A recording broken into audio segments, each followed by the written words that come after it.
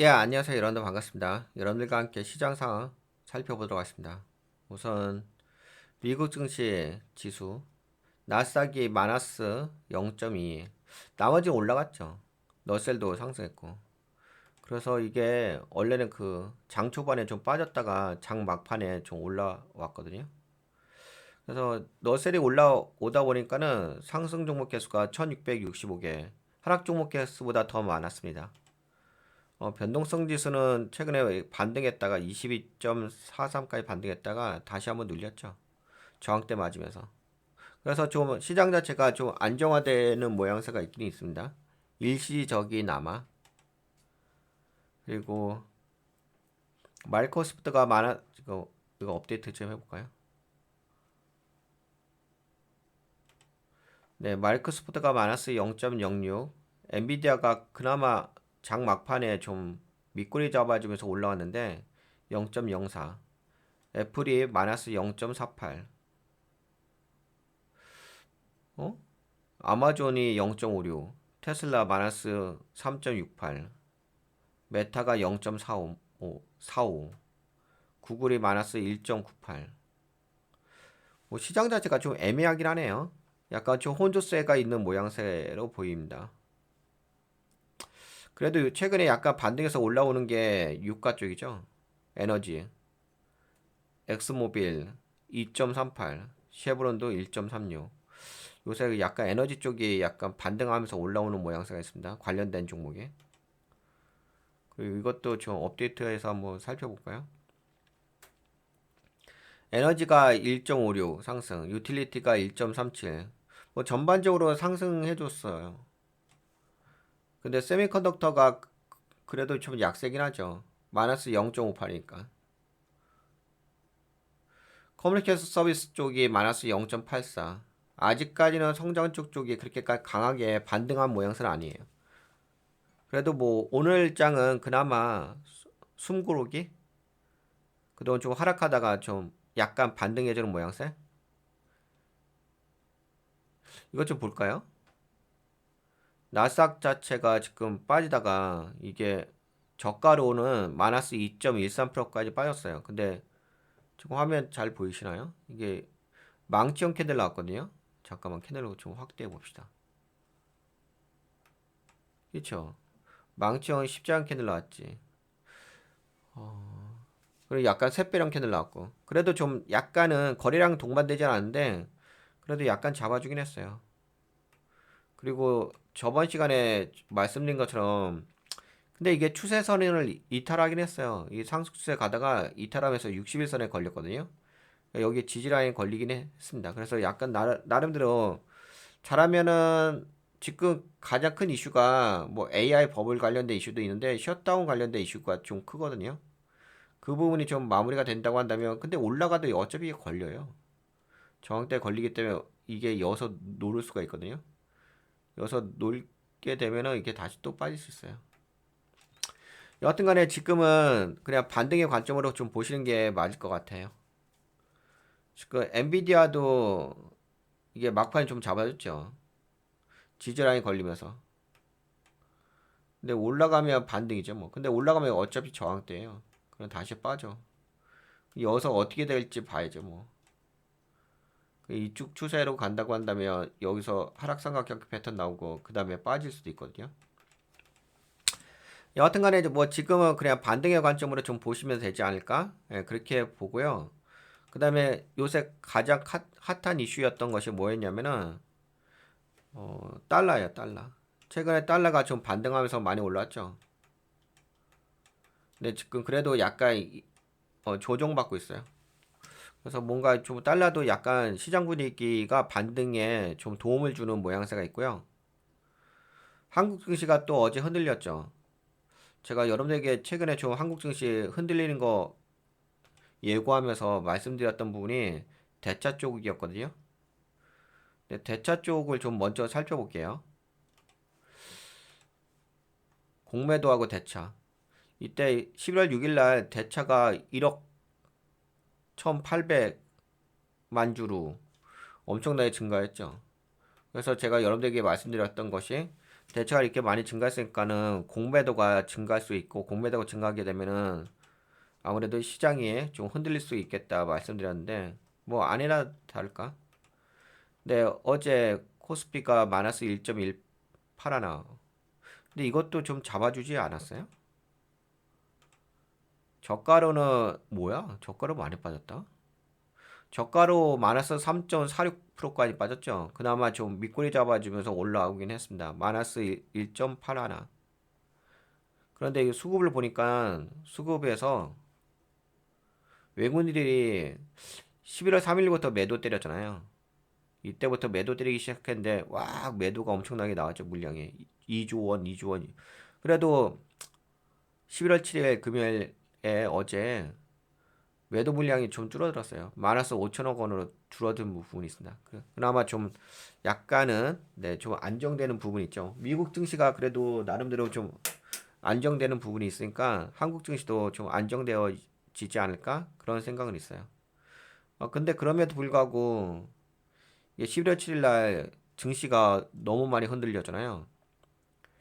마이너스 3.46%. 근데 여러분들 11월 5일 날 마이너스 6.16%막 변동성이 있었죠. 미꾸라지 잡아주긴 했지만 어제도 마이너스 3.46% 변동성이 있었죠. 근데 거래량은 동반되진 않았어요. 아직까지 그렇게까지 안정화된 상태는 아니고요. 그리고 공매도가 또 이렇게 공매도 비중도 확 증가했어요. 평상시에 3%, 2% 정도였는데 5.53%로 엄청 증가했습니다. 그리고 공매도량도 2,400만 주로 평상시보다 엄청나게 증가했죠. 그래서 공매도에 의해서 네, 한국 시장 영향을 받고 있다. 지금은 제가 봤을 때는 이 글로벌 이슈가 한국에 좀 불어닥친 게 AI 버블 관련된 이슈로 좀 이야기하고 있죠. 근데 제가 보기에는 셧다운 관련된 이슈가 좀 더 크다고 보고 있거든요.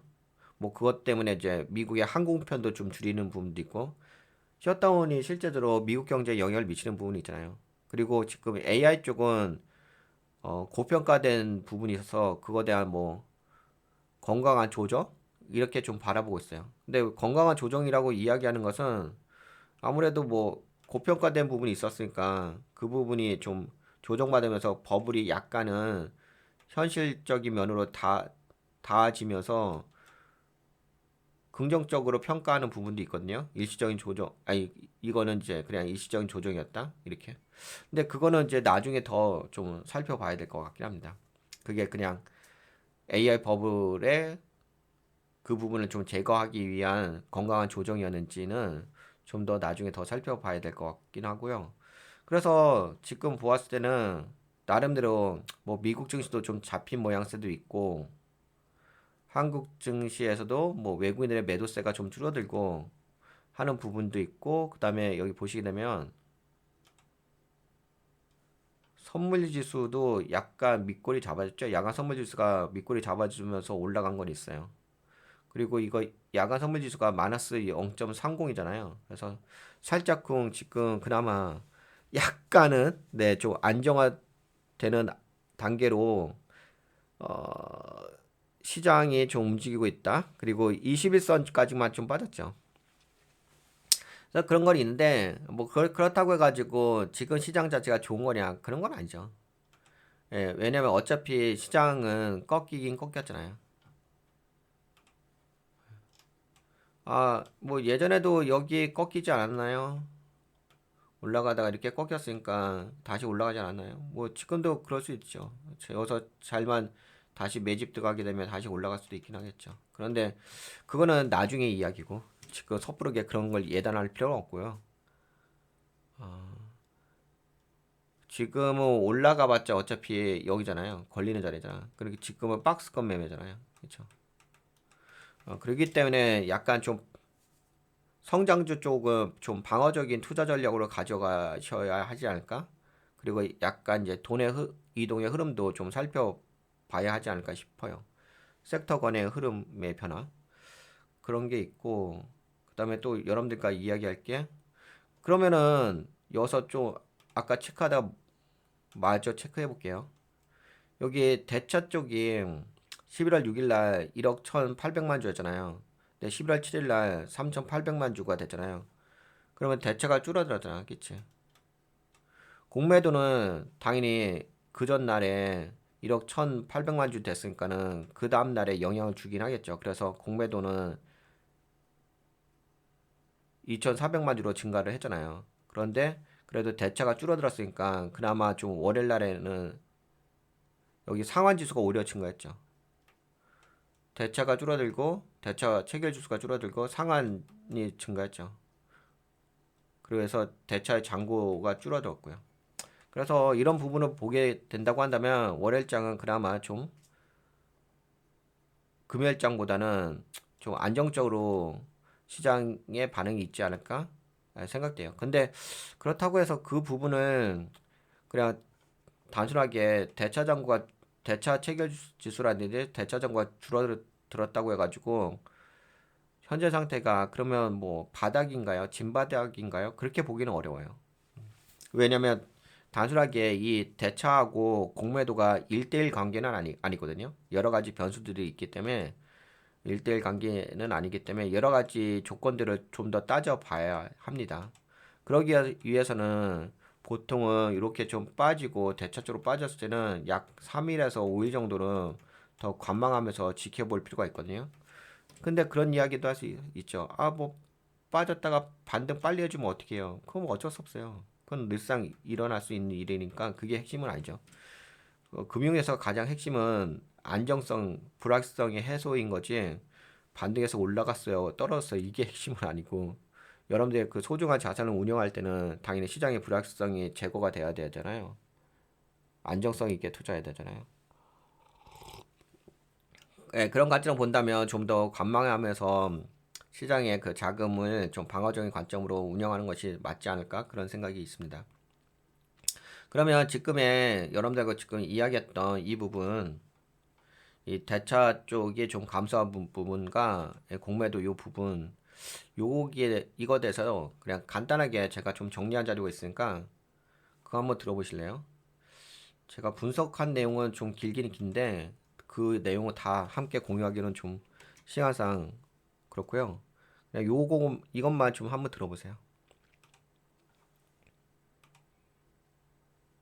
잠시만요.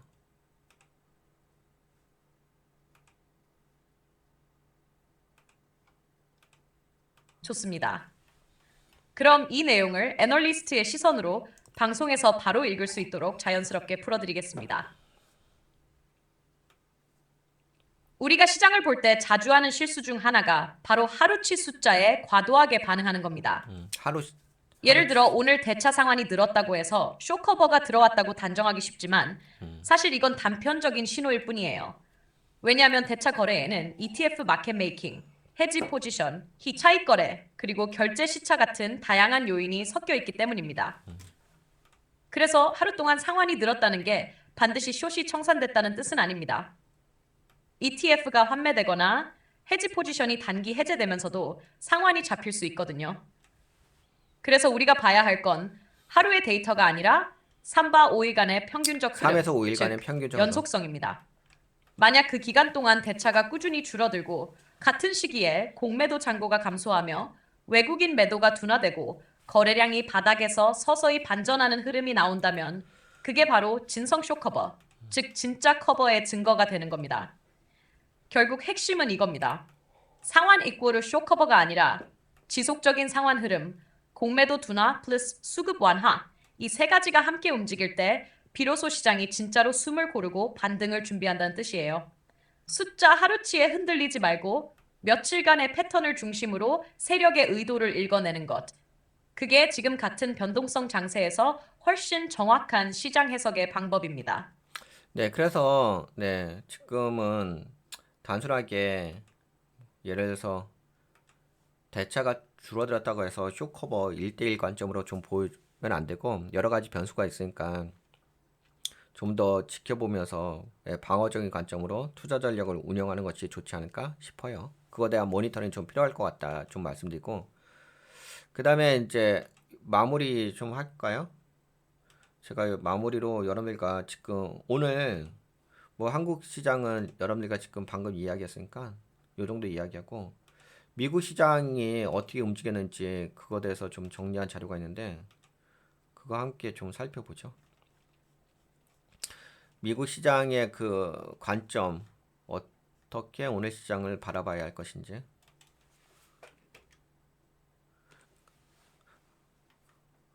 예, 요거 준비된 자료 있으니까 이거 한번 들어보세요.